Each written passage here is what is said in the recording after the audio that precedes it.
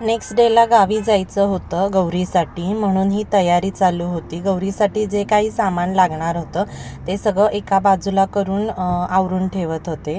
त्याच्यानंतर थोडंफार फराळाचं मी बाहेरून आणलं विकत, थोडं घरी केलं आहे, त्याचीच पॅकिंग सुरू होती. पुन्हा गावी गेल्यानंतर गौरीचं आवरणं आणि नैवेद्य यातच सगळा टाईम निघून जातो, त्यामुळं याला टाईम मिळत नाही. म्हणून म्हटलं की इथूनच तयारी करून नेत होते.